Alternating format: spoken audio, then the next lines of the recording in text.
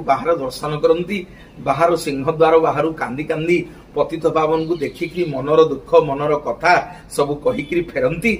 गोटे दिन जगबंधु जगन्नाथ महाप्रभुंकर कौन माया है भक्त सालवेग प्रभु को जनइले कहले प्रभु बहुत दिन है श्रीक्षेत्र रही मन हो वृंदावन जीवी आपणकर से बालमुकुंद रूप को जाकि दर्शन करी।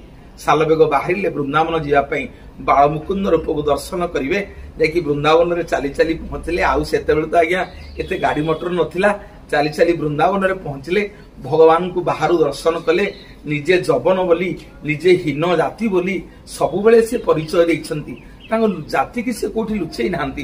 राधाकुंड निकट रे गोटे जगार शोई थांती राति जगन्नाथ महाप्रभु स्वप्नादेश कले कहले ए सालवेग आसे आ केते दिन रही वृंदावन रे मो पाखक पळे आसे मु तते खोजुची।